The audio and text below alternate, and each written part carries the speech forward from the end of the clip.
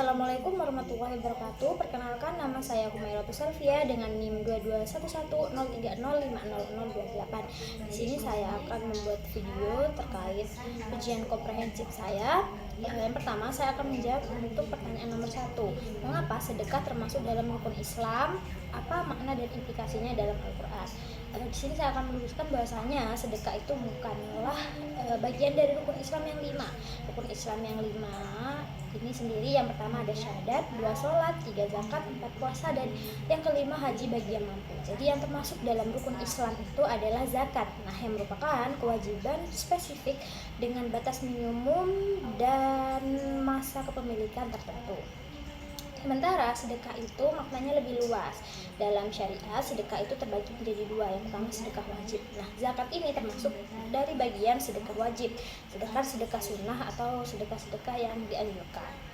Nah, dalam Al-Quran sendiri, surat Al-Baqarah ayat 261,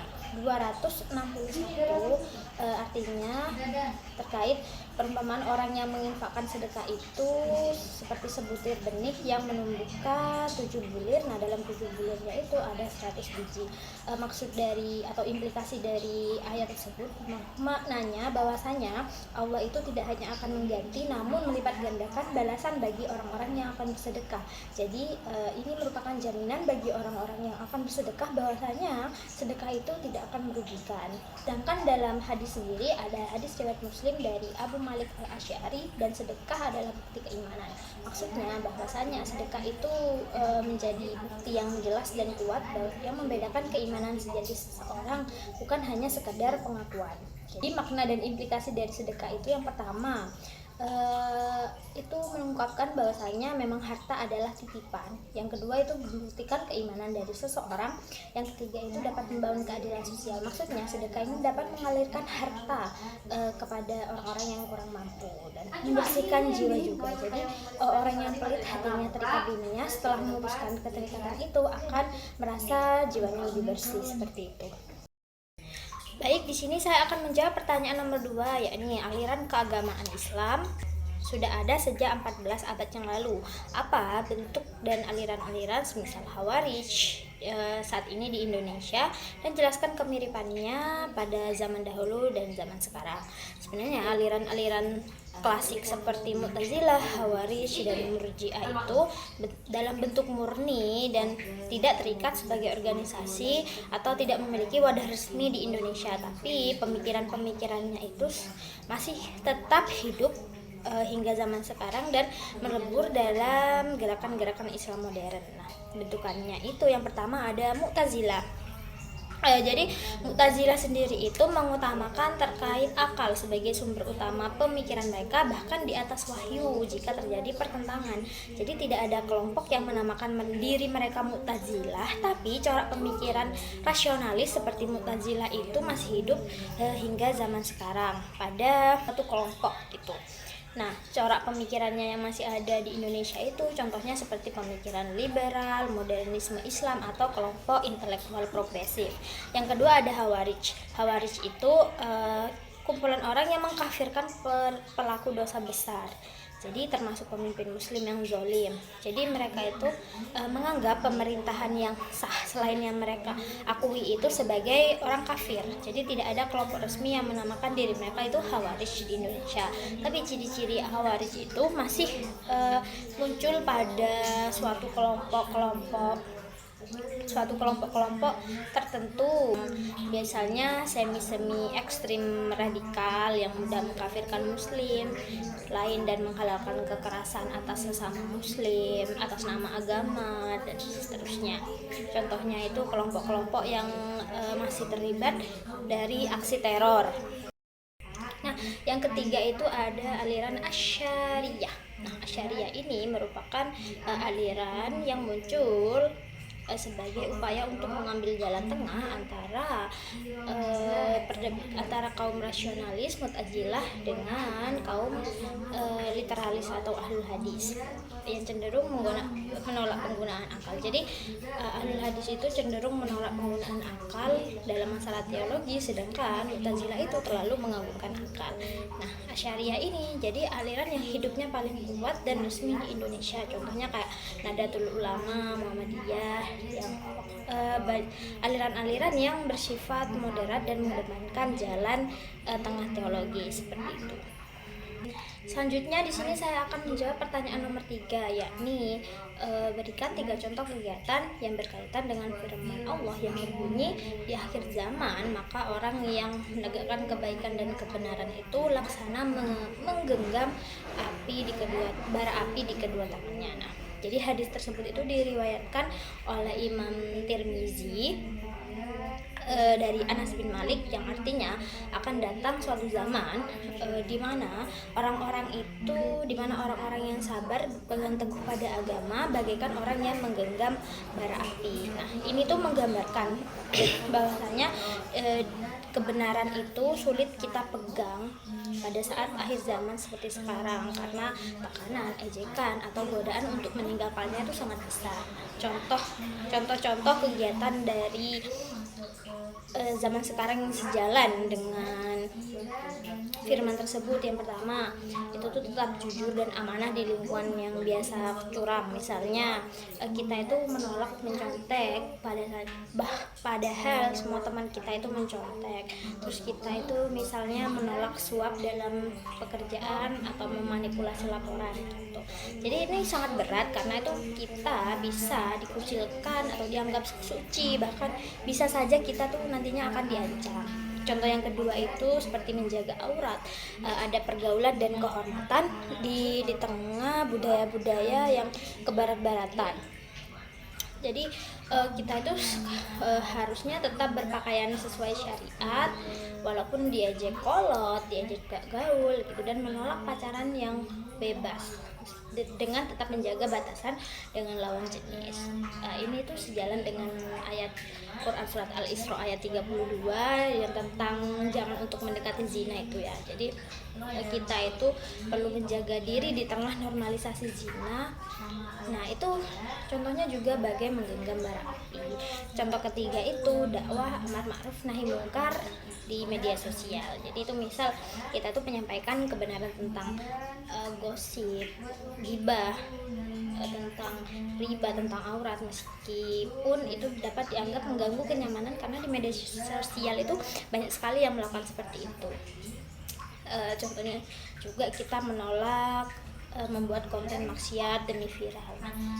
Ini itu sejalan dengan era cancel culture yang sangat berat gitu kan. Nah, itu bentuk nyata dari memegang bara api seperti itu. Di sini saya akan menjawab pertanyaan nomor 4, yakni mempraktikkan sholat jenazah pria. Sholli ala hadal mayyiti arba'a takbiratin fardul kifayati lillahi ta'ala. Allahu akbar. Bismillahirrahmanirrahim. Alhamdulillahi rabbil alamin. Arrahmanirrahim. Maliki yaumiddin. Iyyaka na'budu wa iyyaka nasta'in. Ihdinas siratal mustaqim. Siratal ladzina an'amta 'alaihim ghairil maghdubi 'alaihim waladdallin. Allahu akbar.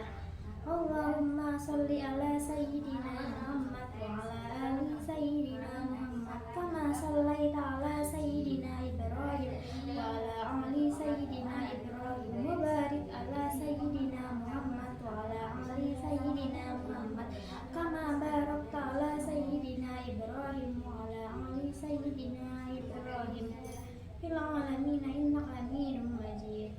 Allahu akbar. Allahumma ghfir lahu warhamhu wa'afihi wa'fu anhu. Allahu akbar. Allahumma la tahrimna ajrahu wa la taftina ba'dahu waghfir lana wa lahu. Assalamualaikum warahmatullahi. Assalamualaikum warahmatullahi. Baik, di sini saya akan menjawab pertanyaan nomor 5, yakni membaca surat Al-Fajr berserta menyebutkan hukum bacaan yang ada di dalamnya. A'udzu billahi minasyaitonir rajim. Bismillahirrahmanirrahim.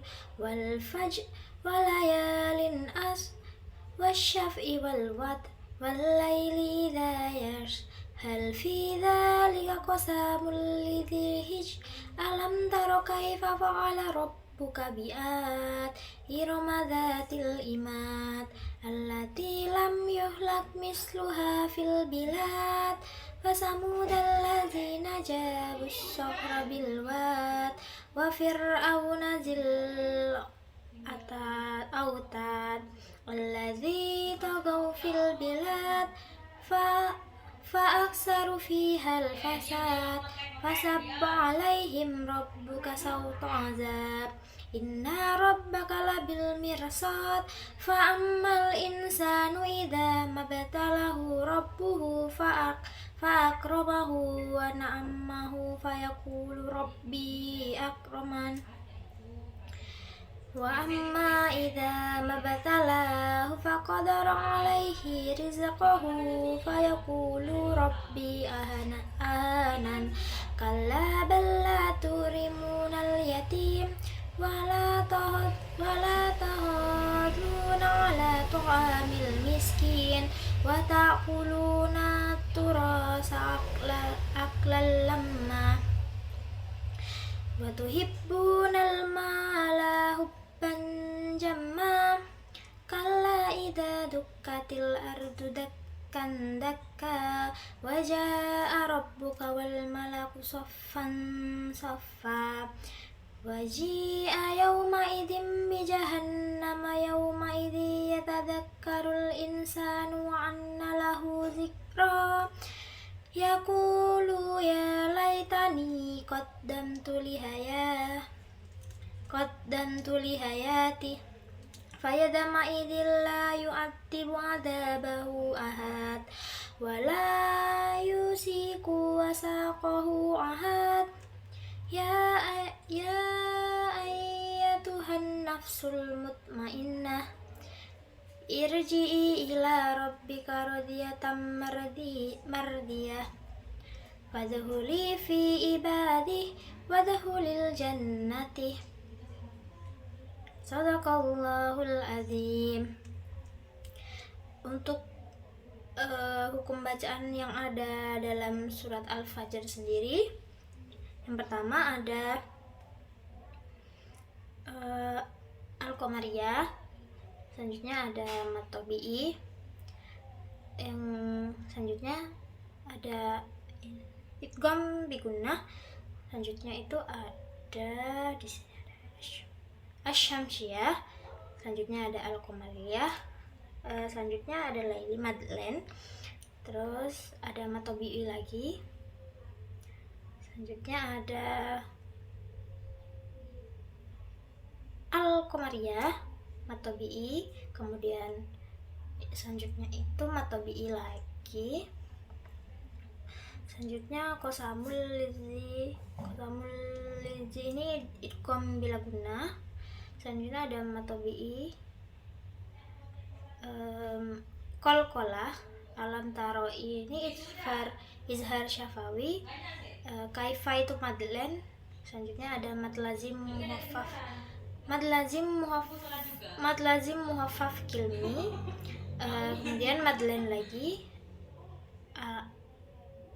Al-Qamariyah, Madlen, kemudian Mad Tabi'i, Al-Qamariyah,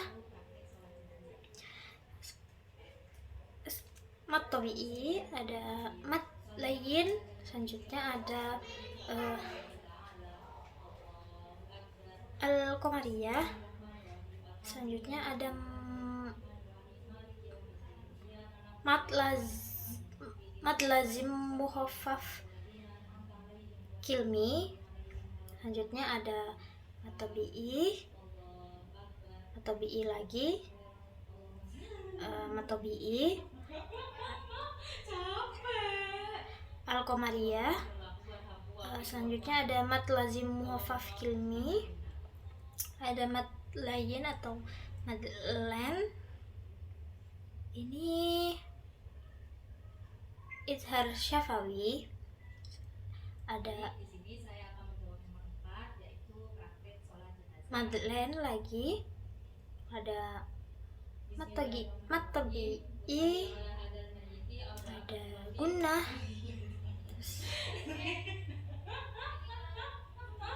Al-Qamariyah. Selanjutnya itu mat lazim muhaffaf kilmi. Al-Qamariyah ini ifa, mat tabi'i, mat tabi'i. Nah, ini ada mat silah qasiroh.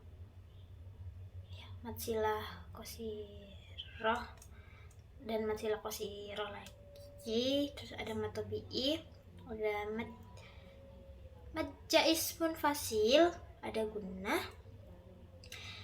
Kemudian mat jais munfasil, mat tabi'i, dan mat tabi'i, mat silah qasiroh. Terus ada mat tabi'i, ada mat jais munfasil, ada mat tabi'i, mat tabi'i lagi, mat tabi'i. Terus ada Al-Qamariyah, ini mat arid li sukun. Terus ada mat tabi'i, ada mat jais munfasil, ada mat tabi'i lagi, mat tabi'i, ada Al-Qamariyah, ini mat arid li sukun, mat tabi'i, ada asyamsiyah, ada mat tabi'i, ada idgham bila gunnah, ada mat iwat, mat tabi'i.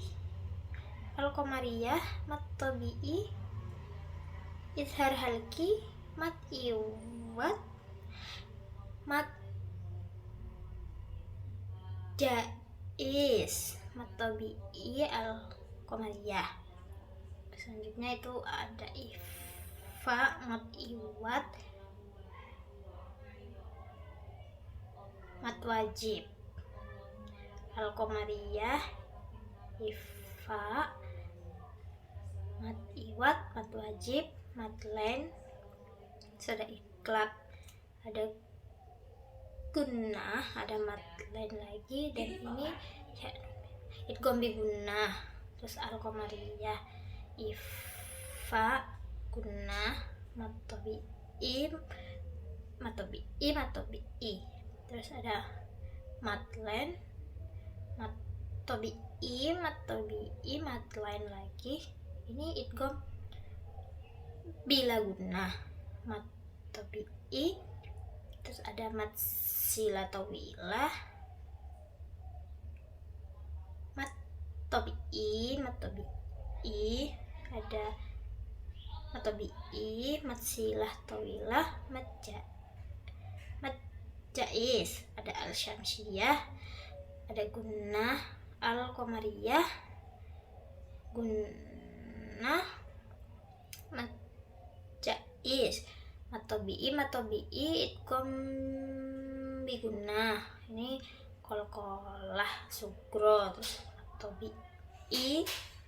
mat tabi'i, terus qalqalah sugro, mat tabi'i, dan yang terakhir itu ada gunnah.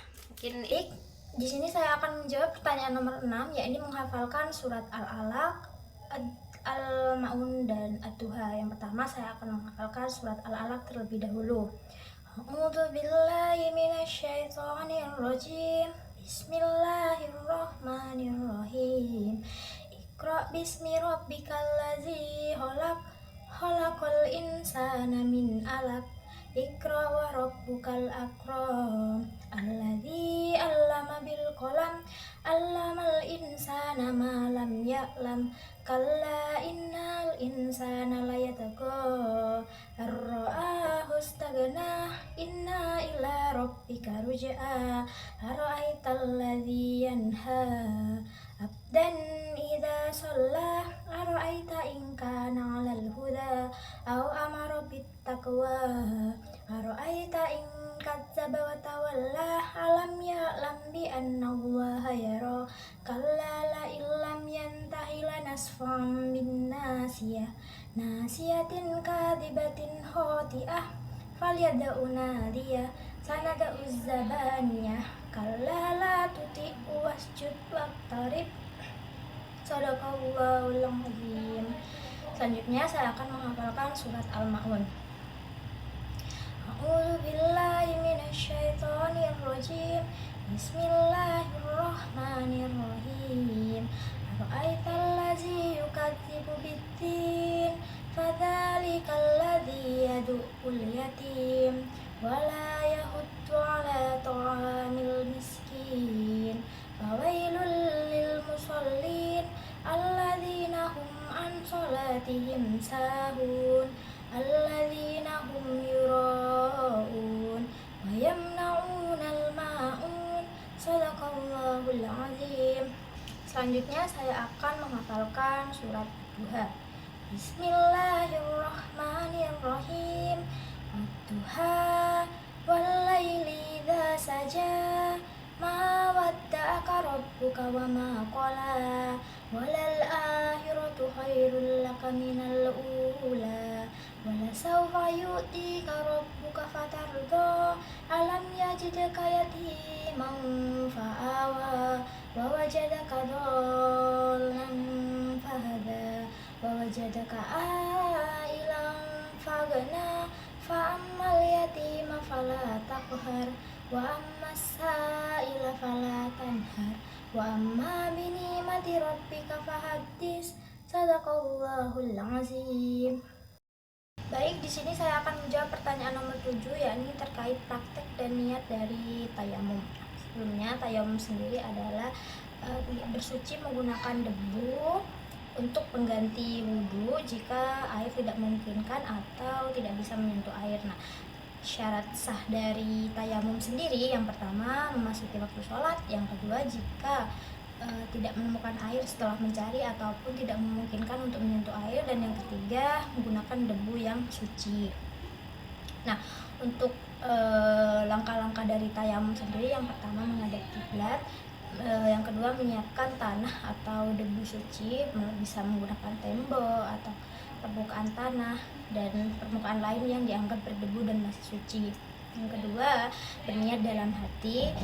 Niat tayamumnya sendiri yakni nawaitu tayamum mali istibahati sholati fardhu lillahi ta'ala. Yang kedua, setelah berniat mengambil debu di tembok seperti ini, selanjutnya menepuk-nepuknya seperti ini dan mengusap ke bagian wajah terlebih dahulu. Untuk tata cara mengusapnya dari bawah melalui jempol bergantian setiap jari hingga di bagian hidung terakhir menggunakan jari kelingking seperti itu. Setelah itu, setelah selesai, selanjutnya menepukkan tangan ke bagian lain yang belum disentuh ya. Misal setelah menepuk di sebelah sini, bisa menepuk di sebelah sini yang masih dianggap suci dengan menepukannya, serta menepuk seperti ini kembali dan mengusapkannya ke tangan bagian kanan terlebih dahulu.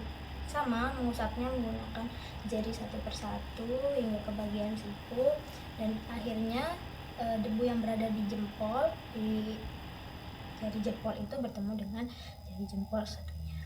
Dan yang ketiga, menepuk di bagian lain juga yang masih dianggap suci, dan sama untuk mengusapnya di bagian tangan kiri seperti ini, dari ujung jari ke siku hingga ke ujung jari jempol, seperti itu.